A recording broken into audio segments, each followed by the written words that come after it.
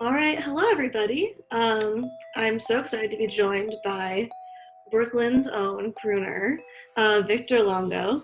We have been, very lucky to have him join us at a few of our showcases in the past, especially during the quarantine time. That was a fun one.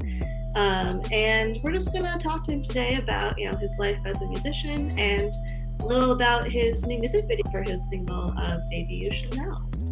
So yeah, if you can just, if the audience who doesn't know you, just give a little intro into who Viktor Longo is and how he came to be. Well, some time ago, my mom met my dad, and they liked each other, and then they rubbed together or something. Oh, is And that how that works? this is what I'm told. Oh, okay.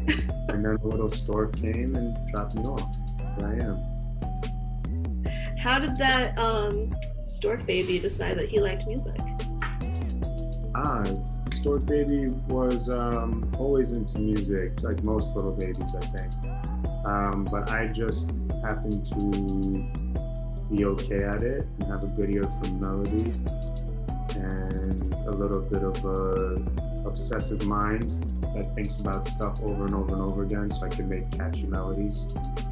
And yeah, that's it. Haven't really had a choice in it since I was about 8 years old. I've been writing songs and making music and annoying people.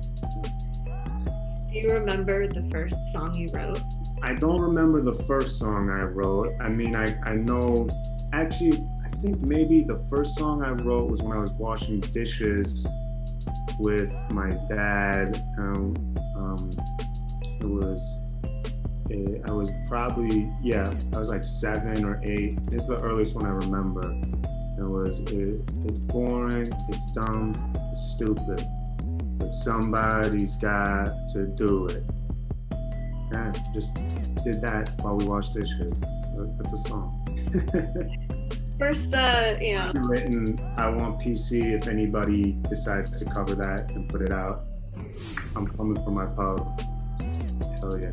No, I think actually my best work is years behind me. Like when I was a little kid, I should probably record all that stuff. I think I peaked, but I'm still at it now, so why not? Could there be a Viktor Longo children's album in the works? Most of my albums are children's albums, if you bleep out some of the bad words, but basically it's kids pop for grown-ups and adult contemporary for kids. That's my genre. So I've been lucky enough to see you perform, and I will say that you're I'm probably lucky enough to be booked by you. Oh. That's how we met, right? Yes. That was the beginning of a fruitful relationship, and it was a great showcase, a great show. Oh, thank you so much. And I'm glad that we had you there because your performance was so emotional, and I can tell by the way that you present yourself on stage that you just fully get into your music and what it means to you, and the words that you're saying, it's just happening in your brain as it's coming out. And I just how does that feel when you're in that moment?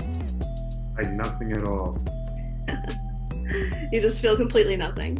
Total silence, yes. That's insane, because I always wonder what goes through musicians' minds when they perform, because there are so many that just kind of get into this weird zone and they just fully commit themselves to performing. And I've heard of people probably similarly to you who just black out and they feel like nothing is even happening. I think they call that flow state. That's what scientists call it now. Or I don't know if that's scientific, but athletes get it. Everybody gets it at some point. It just depends what do you do to get that. And for me, performance, pretty sure would be top of the list. Although other things too, like surfing, fighting, sometimes dancing if I'm going out. In the fall, it was right around the time when we had to play our showcase, when you started releasing some of your music. And I think before then you only had two or so songs on Spotify. And yes. Yeah. And then now you've released maybe 3 or 4 since then. Mm-hmm. All in the matter of a few months.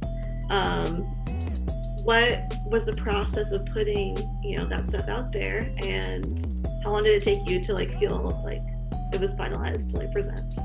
So actually, a lot of that stuff was kind of old. Not old like old news, but like I was just starting to get used to Spotify and like didn't really understand the infrastructure and like how to put stuff out, and never really got into a rhythm with it. So it took me a while to figure out like the best way to put stuff out. So it was kind of sitting around for a bit. Like I have lots of music out there. it's floating around the internet, you know. But that was the first time I really tried Spotify. I think I made an account like 5 years ago and then just forgot about it. Just wasn't into it. Didn't have it myself. And then me and my publishers, we started thinking about, well, what do we want to put out? And they kind of pumped the brakes on it for a little bit, which was kind of smart and kind of stupid at the same time. But everything kind of happens for a reason. And so we just decided that was going to be the delivery of stuff to give people a chance to catch up a little bit with what I'm doing. Because my instinct is to always just like do one thing, I get bored of it, do the next thing. So Freedom, Hated One, Loneliness, they were all recorded together. You can hear that. It's like with Dave Palazola, Chris Doyle, Nick Lerman, recorded it with Vishal Nayak at Black Lodge. Good studio, all good people. You should talk to all of them. And then I released Freedom and Hated One as one thing. And then I decided, because I want to like show another side of me, I put out Loneliness, Wanna Die, and House of the Rising Sun. That was the Playboy Hitman series. And I linked those with your pictures because they were fucking fantastic pictures. And they also kind of helped if I was, it was all from the same show, that show that you talked about. That helped put it into people's minds like, oh, these three things, they can live together. Because I knew I could do this. I could either just put out a bunch of music that sounded like one thing, then wait a while, perform it, then do a bunch of music that sounded like another thing, So I didn't want to waste all that time doing that. So I just decided I'm going to force people to hear three very different things and find a little thread in it. And I think people can figure it out, on their own, what that thread is. Yeah, so that was kind of like, my publishers wanted me to stay with one sound, so we did that quickly. Got that out of the way, and then I said, nah, like, we're gonna finish it with this other thing and just sort of mix it up. But they were cool with it. I'm not talking, I wouldn't talk down on them, but it was kind of like, I had to sort of bring them onto my train and be like, this is how I do stuff. And then once they were with it, they were like, yeah, go for it. So it was cool. Nice. And I put out the videos, which was cool. Yeah, so you put out those three videos pretty close together too, all throughout like this. Yeah, they were supposed to be back to back to back, but then Wanna Die, it just like turned into a spooky Halloween thing. So we just decided to drop it on Halloween. And then we did a prequel with Loneliness and then finished it with House of the Rising Sun. Yeah, so you talked about having this vision and then having to work with other people to try and get your vision created. And I feel like that as a creative person is like, it's a hard thing to do, but also a really rewarding thing to do, because there are things that you're very set in your mind about and you want it to be a certain way. Whereas like, then somebody might have an idea that could benefit like the whole situation. Like, how do you kind of like navigate working with other creatives like on something that you feel so passionate about? It usually doesn't work, to be totally honest, but it's worth going through the hurdles and the mistakes to find the times it does work. And did you, so you seemingly probably worked with a lot of people for this music video for Baby You Should Know. Believe it or not, no. It was, as far as the people who actually made it, it was me and two cinematographers. It was just going to be me and this guy Alejandro Miyashiro, which is the coolest and most difficult name to do correctly, so I'm glad I got it right. Um, it was me and him initially, but we kind of did it as like, oh, whenever we feel like it, we're just gonna go out and film stuff. But then I kind of felt sort of like I can't, the amount of stuff I want to get, I can't just always call this guy because he was just doing it as a homie, you know? So I also decided to talk to a great friend of mine, Max Sloan, who is a great cinematographer as well. And it basically just ended up being the three of us. Now, there was a lot of cameos and a lot of people in the video. I think it would be, while I appreciate their time, it would be a stretch to call that work. So, you know, it was basically just hanging out and visiting them. But they were all down and did a great job, so yeah.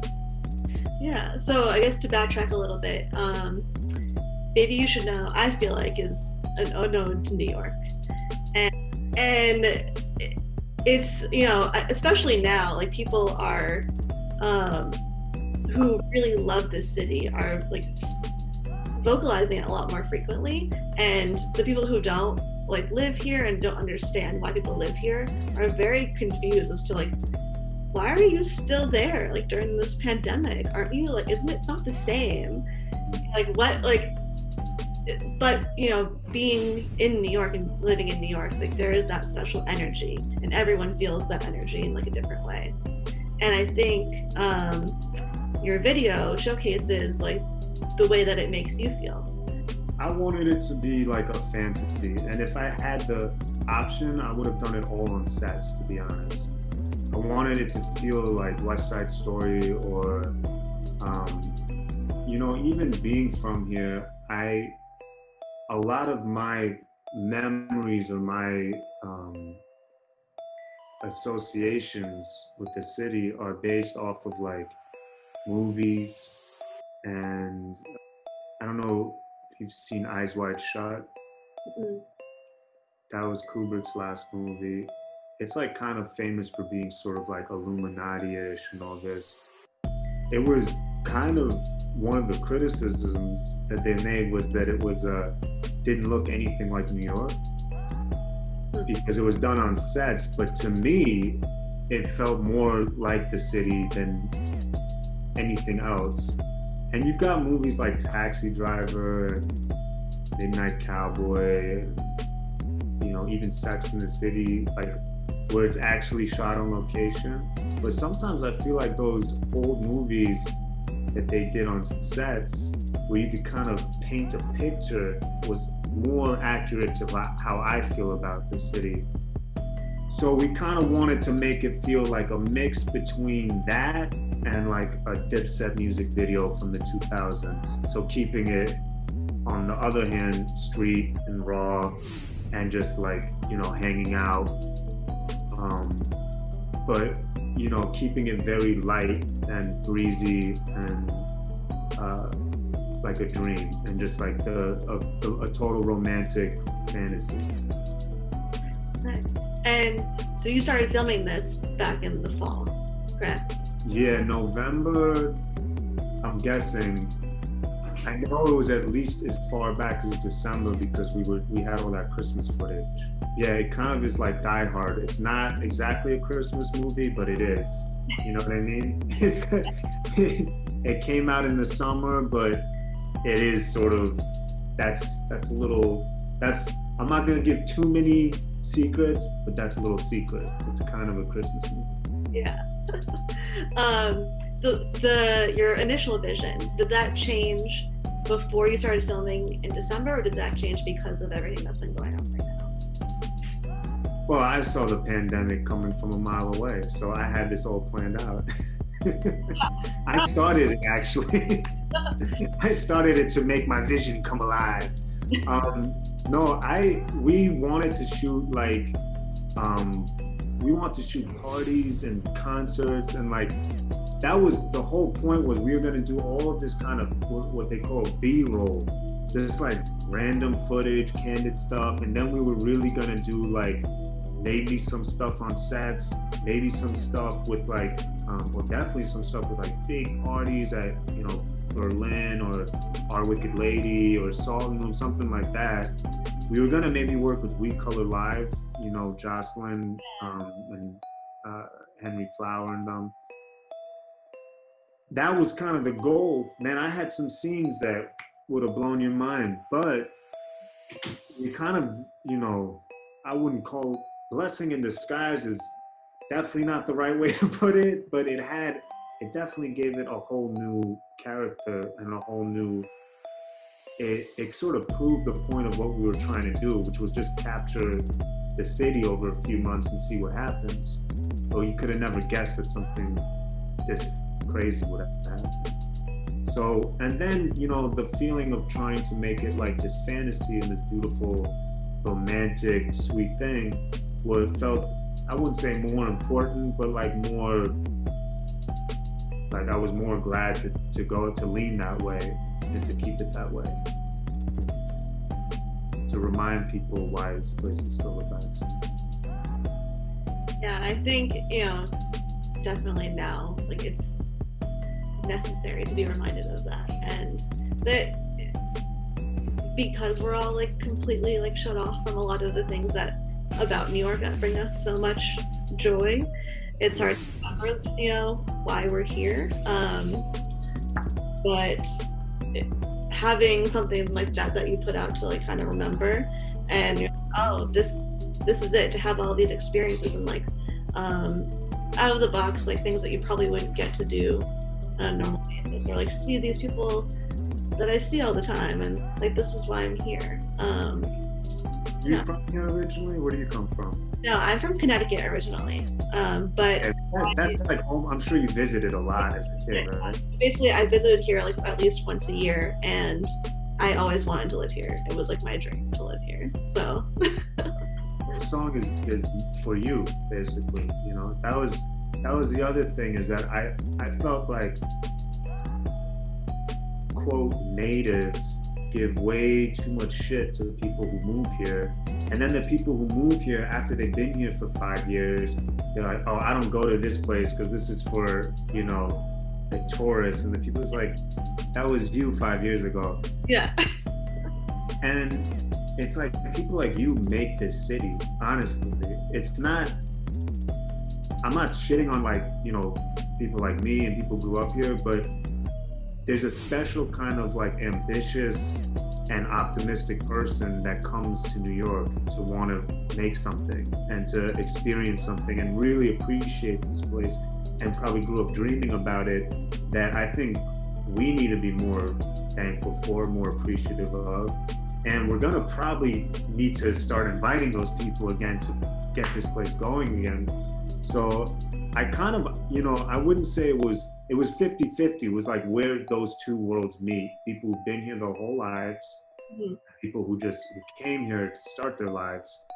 And that little weird gray area, that's what the song exists for. But it was kind of like also a love letter to the people who come to this city.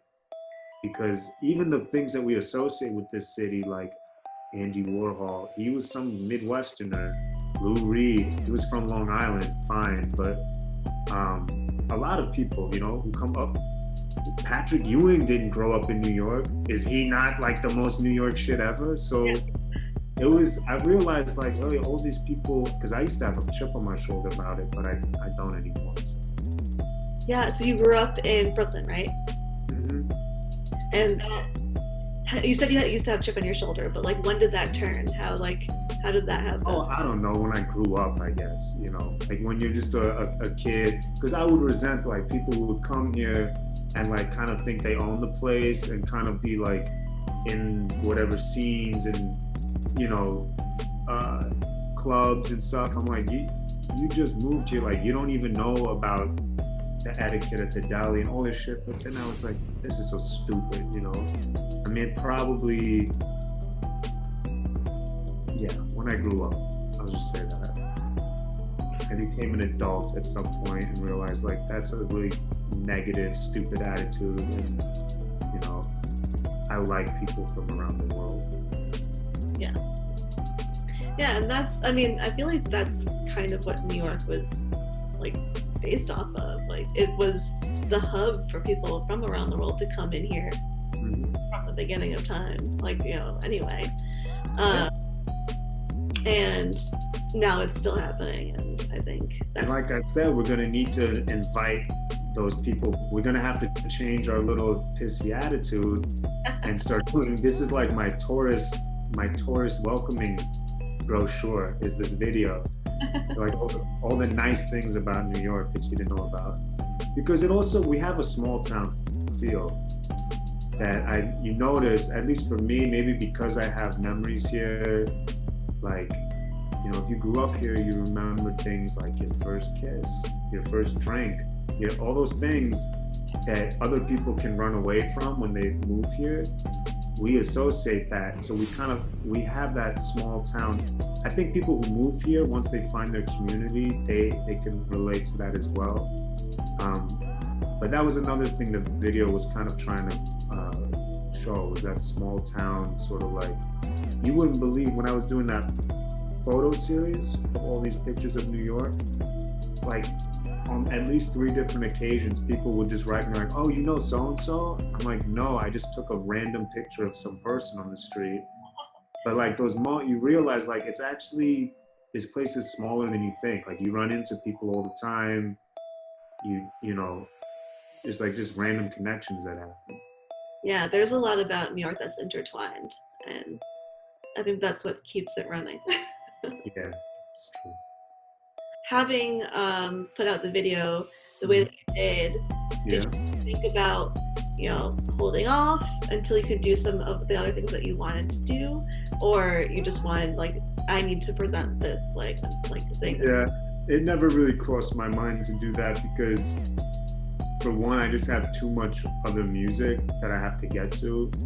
So from a practical standpoint, and that's like, maybe that city kind of drive of just like, no, we got to move on to the next thing, just get it done.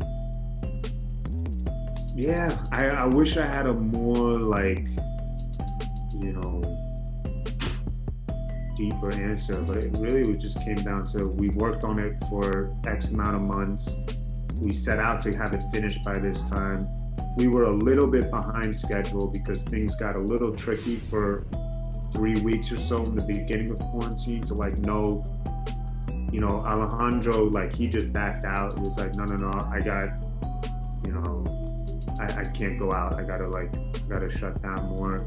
Max was a little more, and he had a car, so it was just like, it worked out. We could do that safely, of course.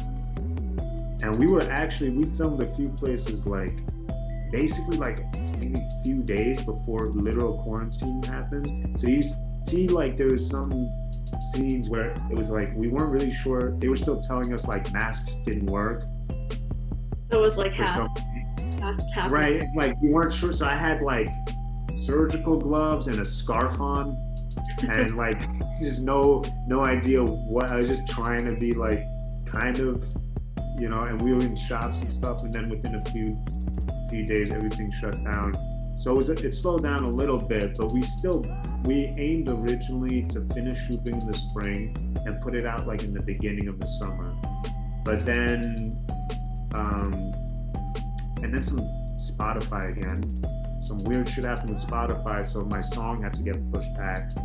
So then we just decided end of the summer is a better time to put it out anyway, because we wanted it to be like, this was going to be the summer party song, and we were going to do lots of shows, and that wasn't happening. So we made it more like a kind of a nice bookend to the end of the summer and going into fall.